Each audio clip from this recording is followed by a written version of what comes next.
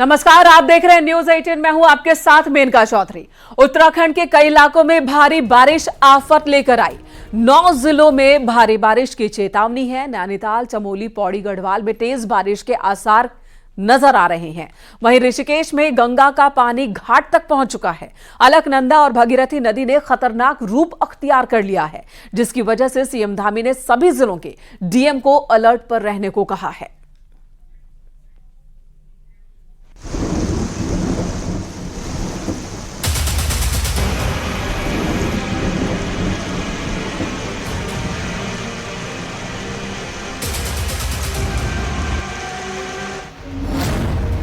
Monsoon आते ही चारों तरफ जल प्रलय की तस्वीरें आनी शुरू हो गईं। क्या पहाड़ी राज्य, क्या मैदानी इलाके, हर जगह पानी के प्रहार से कोहराम मचा है। पहाड़ों पर जमीन खिसकने से तबाही आ रही है, तो मैदानी इलाके सैलाब की चपेट में आ चुके हैं। यूपी के 20 शहरों में भारी बारिश की चेतावनी दी गई है, तो पहाड़ी सूबे उत्तराखंड के 9 जिलों पर संकट के बादल मंडरा रहे हैं। छोटे से पहाड़ी सूबे उत्तराखंड में बारिश की शुरुआत से हाहाकार मचा है। नदियां उफान पर हैं, रास्ते जैम हो गए हैं, पुल टूट रहे हैं। उत्तराखंड के मैदानी इलाकों में बेशुमार बारिश से हाय तौबा मची है। इस बीच हल्द्वानी से रोंगटे खड़े कर देने वाली तस्वीरें सामने आईं। अचानक हुई बारिश के बाद पहाड़ों से सैलाब उतर गया था। इस बात से बेपरवाह मोटरसाइकिल पर सवार 2 लोग इस सैलाब को पार करने की कोशिश करने लगे। इस मंजर को देखने वाले दहल गए थे। पलक झपकते ही ये मोटरसाइकिल सवार उफनती धारा की चपेट में आ गए। पल भर में समूची मोटरसाइकिल समेत दोनों बहने लगे। मौके पर चीख पुकार मच गई। गनीमत इस बात की रही कि दोनों मोटरसाइकिल सवार सैलाब में समाने से बच गए। में सिर्फ गंगा नदी ही नहीं, बल्कि उसकी सहायक नदियां भी उफान पर हैं। उत्तरकाशी में बारिश से भागीरथी नदी तांडव कर रही है। वहीं विष्णुप्रयाग के पास अलकनंदा नदी ने भी रौद्र रूप धारण किया हुआ है। अलकनंदा नदी में लगातार जल स्तर बढ़ रहा है, जो खतरे के निशान पर पहुंचने वाला है। उत्तराखंड में पहाड़ों पर हो रही भारी बारिश का नतीजा यह है कि सारी नदियां उफान पर हैं। हालत ऐसी हो गई है कि रामनगर की कोसी और दबका नदियां अपने पूरे प्रवाह में बह रही हैं। इन नदियों के किनारे रहने वाले लोगों को प्रशासन लगातार वहां से हटा रहा है। उधर पिथौरागढ़ में लगातार हो रही तेज बारिश के कारण कई नदियां उफान पर हैं। भारत नेपाल को बांटने वाली काली नदी चेतावनी का स्तर पार कर चुकी है। वहीं रामगंगा भी चेतावनी के स्तर से ऊपर बह रही है। पहाड़ों के साथ साथ मैदानी इलाकों में बारिश ने त्राहिमाम मचा रखा है। तो पहाड़ी इलाका हो या फिर मैदानी, हर तरफ प्रलय है। अब आपको दिखाते हैं और बताते हैं कहां कहां उत्तराखंड में अलर्ट जारी किया गया है।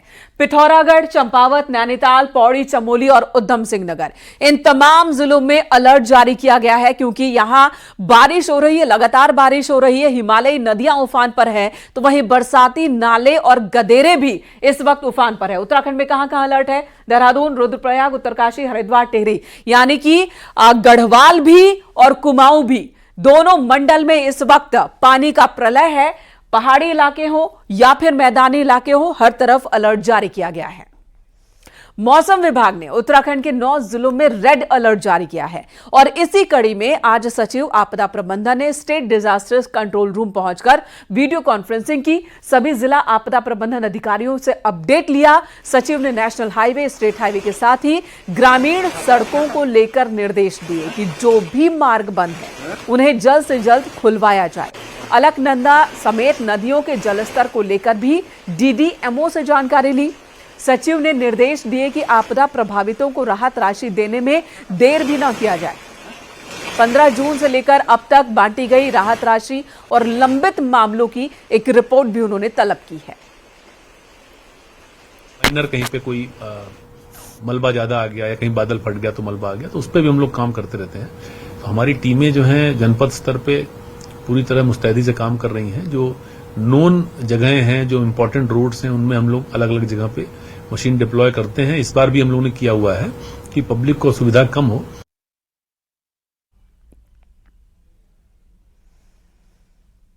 और इसी बीच लक्सर के बालावाली पहुंचे हरीश रावत। नदी के टूटे तटबंध का उन्होंने जायजा लिया। पिछले साल तटबंध के टूटने से यहां पर बाढ़ आ गई थी। उन्होंने कहा कि इस बार भी बाढ़ का खतरा यहां बढ़ा हुआ है।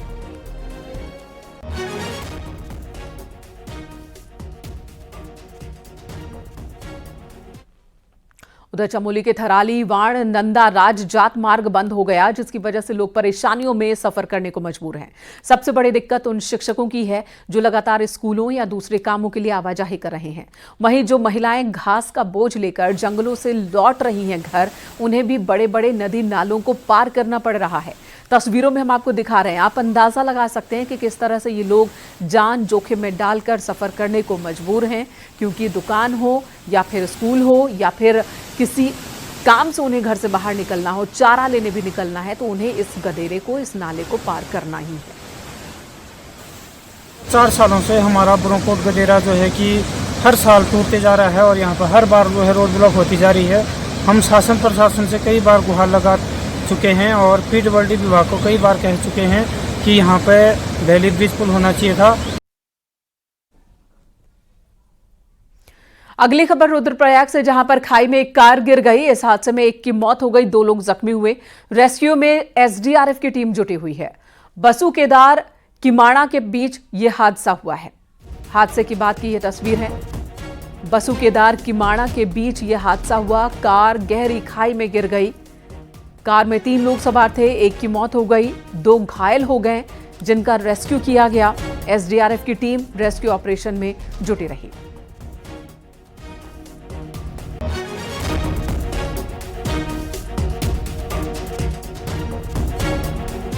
इधर बद्रीनाथ और मंगलौर विधानसभा उपचुनाव के लिए चुनाव प्रचार का शोर सोमवार शाम थम जाएगा। लिहाजा चुनाव प्रचार के अंतिम कुछ घंटों में बीजेपी और कांग्रेस दोनों ने अपनी पूरी ताकत लगा दी है।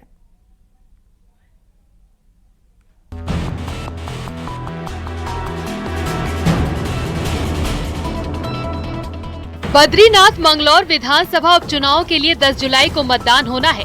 इससे पहले 8 जुलाई को शाम 5 बजे चुनाव प्रचार थम जाएगा। लिहाजा अब अंतिम कुछ घंटों में पार्टियों ने पूरी ताकत झोंक दी है। बीजेपी की ओर से बद्रीनाथ सीट पर मुख्यमंत्री पुष्कर सिंह धामी ने रविवार को मोर्चा संभाल लिया। रविवार को सीएम ने ताबड़तोड़ 3 जगह जनसभाएं कर पार्टी प्रत्याशी के लिए वोट मांगे, तो बीजेपी प्रदेश अध्यक्ष महेंद्र भट्ट और सांसद अनिल बलूनी और चमोली के प्रभारी धन सिंह रावत भी बद्रीनाथ सीट पर डटे हुए हैं। मंगलौर में अगले 2 दिन सांसद त्रिवेंद्र रावत, पूर्व सीएम रमेश पोखरियाल निशंक और संगठन के पदाधिकारी जिम्मा संभाले हुए हैं। जो डिस्ट्रिक्ट हरिद्वार की सीट है, जबरदस्त फाइट में वहाँ के हमारे जो कैंडिडेट हैं वो आ गए हैं, और जो चमोली जिले की सीट है उसमें तो पता है ही आपको, लगातार कई सालों से वहाँ पर हमारे माननीय जो इस समय उम्मीदवार हैं वो लड़ते रहे हैं और खूब उत्साह भी लोगों में है। अभी उन्होंने भारतीय जनता पार्टी कुछ दिन पहले ज्वाइन करी थी, आप सब जानते हैं, पहले भी वो रहे हमारे साथ और बहुत अच्छे व्यक्ति हैं। इसलिए ये उम्मीद पाई जा रही है कि 2 की 2 सीटें इस बार हम भारी बहुमत से जीतेंगे। इधर बद्रीनाथ से लौटने के बाद कांग्रेस नेता पूर्व सीएम हरीश रावत, प्रदेश अध्यक्ष करण माहरा ने मंगलौर में डेरा डाल लिया है, तो बद्रीनाथ में पूर्व विधायक गणेश गोदियाल, महिला कांग्रेस की प्रदेश अध्यक्ष ज्योति रौटेला कांग्रेस की ओर से मोर्चा संभाले हुए हैं। लेकिन जनता का मूड कांग्रेस के पक्ष में है और मुझे पूरा भरोसा है कि 10 तारीख को लोग कांग्रेस के पक्ष में मतदान करेंगे। हमने बूथ वाइज पूरे दोनों विधानसभाओं में अपने बूथों के जो तैनाती है वो पूरे के पूरी विधानसभा में, बद्रीनाथ में भी और मंगलौर में हमने कार्यकर्ताओं की तैनाती कर दी है और मैं समझता हूं कि नतीजे हर हाल में कांग्रेस के पक्ष में आने चाहिए। बहरहाल चुनाव प्रचार के अंतिम क्षणों में बीजेपी के बड़े नेताओं का बद्रीनाथ में डेरा डालना और कांग्रेस नेताओं का मंगलौर में डेरा डालना बताता है कि बीजेपी को बद्रीनाथ सीट से उम्मीद है तो कांग्रेस को मंगलौर सीट से। हालांकि मंगलौर में बसपा भी अपनी पूरी ताकत झोंकी हुई है। सुनील नवप्रभात, न्यूज़ 18 देहरादून। और सीएम पुष्कर सिंह धामी ने पीपलकोटी में बद्रीनाथ उपचुनाव का प्रचार किया और बीजेपी उम्मीदवार राजेंद्र भंडारी के लिए जनता से वोट की अपील की। सीएम धामी ने कहा कि पीएम मोदी का उत्तराखंड से खास लगाव है। साथ ही उन्होंने ये भी कहा कि सड़कों का तेजी से निर्माण हो रहा है, जिससे 4 धाम की यात्रा आसान हुई है। कांग्रेस पर भी सीएम ने निशाना साधा। राज्य से कितना लगाव है, उत्तराखंड देवभूमि से लगाव है, वो यात्रा आने वाले समय में कुछ ही घंटों में पूरी हो जाएगी। केदारनाथ जी जाने के लिए रोपवे का शिलान्यास हो, हेमकुंड साहब जाने के लिए रोपवे का शिलान्यास हो, उसका शिलान्यास होकर आगे की कार्रवाई चल रही है। ऐसे अनेक काम आज चल रहे हैं। केदारनाथ जी का नवनिर्माण पुनर्निर्माण हो रहा है, एक कोने से दूसरे कोने को जोड़ने वाली सड़कों का निर्माण हो रहा है। ऐसे अनेक काम आज इस क्षेत्र में हो रहे हैं। इसके साथ साथ जोशीमठ के पुनर्विकास के लिए मास्टर प्लान के तहत 1658 करोड़ रुपए की रिकवरी और रिकंस्ट्रक्शन योजना को भी भारत सरकार ने, आदरणीय मोदी जी ने और आदरणीय गृह मंत्री जी ने मंजूरी दे दी है। इधर सांसद अजय भट्ट ने विपक्ष पर निशाना साधा। अजय भट्ट ने कहा कि संसद में विपक्ष का रोल सही नहीं रहा है, विपक्ष बचकाना और नादान हरकत कर रहा है। अजय भट्ट ने कहा कि विपक्ष हिट एंड रन की थ्योरी पर काम कर रहा है। इसलिए मैंने कहा विपक्ष से बहुत बचकाना है, नादान है, और जो हमारे नेता प्रतिपक्ष हैं उनको ज्ञान वास्तव में नहीं है। मैं तो समझता था तो बहुत विद्वान है, पर उन्होंने एक चीज़ पकड़ी है, हिट एंड रन, मारो और भागो। कुछ भी गलत बात कह जाओ और उसके बाद सुनने के लिए तैयार ही ना रहो। इधर बद्रीनाथ दौरे के बाद कैबिनेट मंत्री गणेश जोशी श्रीनगर पहुंचे। जोशी मठ भू धसाव पर मंत्री ने कहा कि भू धसाव कोई मुद्दा नहीं है, इसलिए बद्रीनाथ विधानसभा उपचुनाव में इसका फर्क ही नहीं पड़ेगा। मंत्री ने कहा कि यहां के लोग विकास चाहते हैं जो बीजेपी करेगी। बद्रीनाथ क्षेत्र में भी किसानों को सरकार की योजना का फायदा पहुंचा है। कोई मुद्दा नहीं है। मैं वहाँ के लोगों से लगातार, मैं 3 दिन में कई सभाएं में करके आ रहा हूँ। वहाँ के लोग विकास चाहते हैं। दोनों सीटें भारतीय जनता पार्टी जीतने वाली है, ये आपके चैनल के माध्यम से मैं कहना चाहता हूँ। और अगली खबर चमोली से, जहां प्रचार के दौरान कांग्रेस नेता हरक सिंह रावत अलग ही जोश में नजर आए। जोशीमठ में जोर शोर से कांग्रेस प्रत्याशी ने प्रचार किया।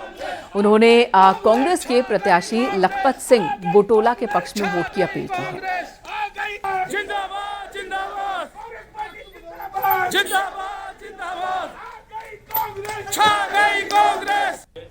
बीते दिनों विकासनगर में एक लड़के की ठेले वालों ने आंख फोड़ दी थी। घटना के बाद बाजार में तनाव की स्थिति बन गई थी, जिसके बाद नगरपालिका प्रशासन और पुलिस ने रेहड़ी वालों पर एक्शन लिया।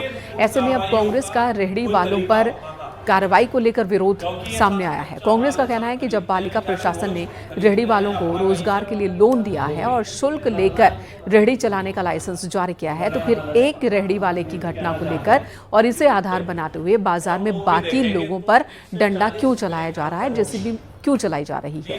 संजय किशोर ने प्रशासन से घटना के षड्यंत्र में जिम्मेदार लोगों की जांच की मांग की। 3 दिन से उनकी ठेलियां जब्त पड़ी थी, किसी की आज मिली, किसी की कल मिली, इस तरीके से उनकी कोई व्यवस्था नहीं है। तो बड़े सोचने का विषय है, उस तरफ सबका ध्यान आकर्षित करने की बात है। 2 लोगों के झगड़ों में कार्रवाई सब पे हो रही, ये कौन सा अन्याय है? उस अन्याय के खिलाफ आज हमने यहाँ पर बात करी है। हमने कोतवाल साहब से भी पहले मिले थे कि उनके वास्तविक कारण में जाओ, जो आपस में लड़ रहे हैं उन्हें बंद करो, उन्हें मारो पिटो, उन पर कानूनी कार्रवाई जो हो सकती है सब करो, लेकिन उसके एवज में आप पूरे बाजार को डंडे से हाँक दो तो ये कोई अच्छी बात नहीं है। इधर उत्तरकाशी के बड़कोट में पेयजल संकट के चलते पंपिंग योजना की मांग तेज होती जा रही है। वहीं हिंदू जागृति संगठन के अध्यक्ष की भूख हड़ताल जारी है। स्वामी केशवगिरी महाराज की भूख हड़ताल का आज दूसरा दिन है। केशवगिरी महाराज ने मांग पूरी न होने पर चेतावनी भी दी है। समस्त सभी जनता से भी और सभी का सहयोग भी मिल रहा है, और मैं सरकार से कहना चाहूँगा कि जल्दी जाग जाएं, और आज दूसरा दिन है और भूख हड़ताल का, जल्दी से जल्दी कार्रवाई करें, और नहीं तो प्राण जाए पर प्रण नहीं जाएगा। इधर रुद्रप्रयाग में ट्रांसफर को लेकर राजकीय प्राथमिक शिक्षक संघ ने नाराजगी जताई है। मुख्य विकास अधिकारी के ऑफिस में नारेबाजी कर विरोध जताया। टीचर्स का आरोप है कि सीडीओ की अध्यक्षता में बनी समिति के मनमाने तरीके से ट्रांसफर किए जा रहे हैं।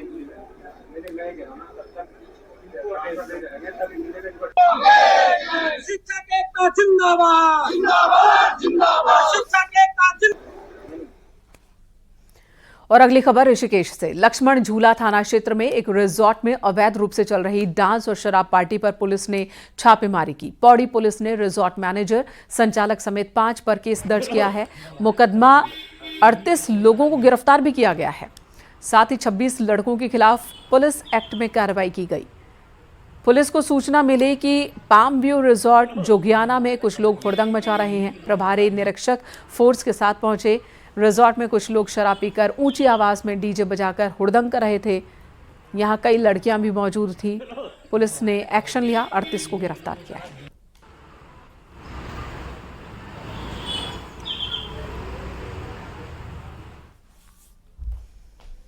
और अगली खबर देहरादून से। दुकान में 6 महीने में 2 बार चोरी होने से दुकानदार परेशान। दरअसल नवंबर में पहली बार चोरी हुई। पीड़ित दुकानदार ने पुलिस को शिकायत दर्ज करवाई। आरोप है कि पुलिस ने ना तो शिकायत लिखी न चोर को पकड़ा।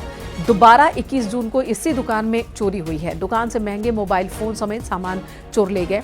पीड़ित ने एसएसपी से गुहार लगाई है, लेकिन किसी ने नहीं सुनी। फिर शिकायत सीएम तक पहुंची, जिसके बाद पुलिस हरकत में आई और 15 दिन बाद पीड़ित की शिकायत दर्ज की गई है।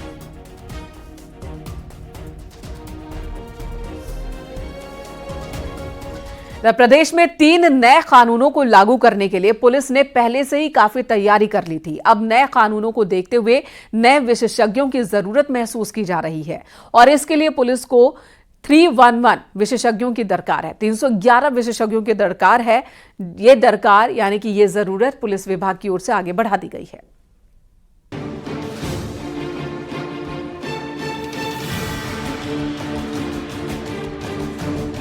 प्रदेश में 3 नए कानूनों को सही से धरातल पर उतारने के लिए पुलिस विभाग ने शासन से 311 पदों की मांग की है। इनमें फॉरेंसिक विशेषज्ञ, साइबर विशेषज्ञ और ड्राफ्ट्समैन के साथ विधिक सलाहकार के पद शामिल हैं।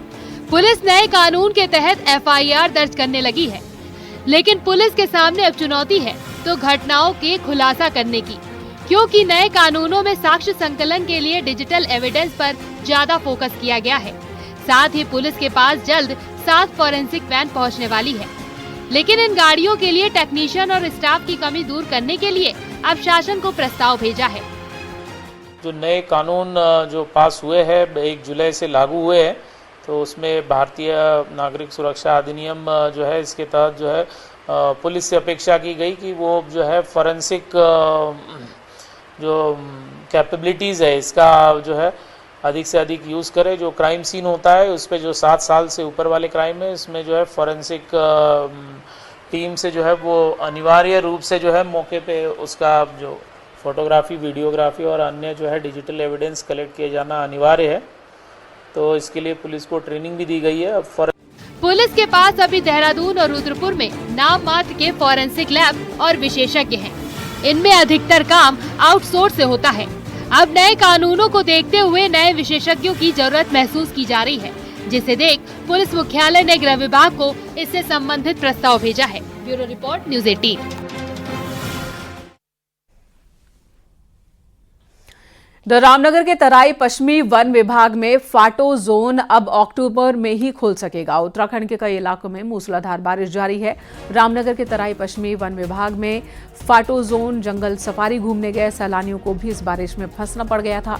बारिश की वजह से जंगल में पानी भरने लगा है, जिसकी वजह से अब गाड़ियां जंगल के अंदर नहीं जा पा रही हैं। बारिश कम होने पर ही अब यहाँ पर अक्टूबर के महीने में ये जोन सैलानियों के लिए खुल सकेगा। अभी तो प्लान यह है कि इस समय जो हमारा डे विजिट था और नाइट स्टे था वो इसलिए बंद किया गया क्योंकि अंदर रोड्स की हालत बड़ी ख़राब हो गई है और जो मालदन से हमारे फाटो गेट तक जाने वाले रोड विशेषकर वो बहुत ख़राब हालत में है। तो इसलिए उसको रिपेयर करने का और उसको ठीक करने का प्रयास चल रहा है। वो जैसे ही ठीक होगा उसके बाद में खोलेंगे, लेकिन अभी तक तो ये उम्मीद है कि पहले अक्टूबर से हम जो उनको खोलने की स्थिति में होंगे। अगली खबर देहरादून से। उत्तराखंड के फुटबॉल क्लब कॉर्बेट एफसी ने आज गुजरात में एआईएफएफ फुटबॉल क्लब चैंपियनशिप जीतकर इतिहास रच दिया। कॉर्बेट ने वडोदरा में स्वर्णिम गुजरात स्पोर्ट्स यूनिवर्सिटी में खेले गए इस रोमांचक फाइनल में हिमाचल प्रदेश के गोलाजो एफसी को हराया।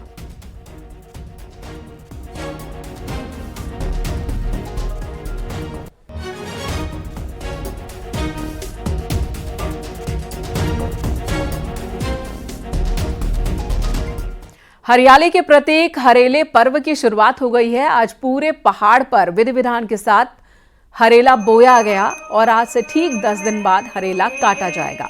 आज 5 प्रकार के अनाजों को बोया गया। ये पर्व उत्तराखंड के कुमाऊं मंडल में विशेष रूप से मनाया जाता है। मान्यता है कि हरेला जितना बड़ा होगा, कृषि में उतना ही फायदा देखने को मिलेगा। वैसे तो हरेला को हर घर में बोया जाता है, लेकिन कुछ गांव में सामूहिक रूप से स्थानीय ग्राम देवता के मंदिर में हरेला बोते हैं। जितना सुंदर है तो उसकी खेती भी उतनी ही सुंदर होगी। तो आज हमारा ये त्योहार बहुत भव्य रूप में मनाया जाता है। तो हम अपनी संस्कृति को, अपने बच्चों को इस संस्कृति को हस्तांतरण करने के लिए प्रतिवर्ष हरेला पखवाड़ा मनाता है। आज 7 जुलाई को हम लोग यहाँ पर हरेला बो रहे हैं। मसूरी में भगवान जगन्नाथ की रथ यात्रा धूमधाम से निकाली गई। सुंदर रथ पर सजाकर भगवान श्री कृष्ण, भाई बलराम और बहन सुभद्रा को शहर की सैर कराई गई। इस दौरान यात्रा रथ को भक्तों ने अपने हाथों से खींचा। रास्ते भर भगवान के जयकारे लगे। लोग झूमते हुए रथ के साथ साथ चल रहे थे। रथ यात्रा से पहले जगन्नाथ मंदिर में स्नान के बाद गवान जगन्नाथ का अभिषेक किया गया। उनकी विशेष आरती की गई। आपको बता दें, हिंदू धर्म में भगवान विष्णु के अवतार कृष्ण को जगन्नाथ के नाम से भी जाना जाता है।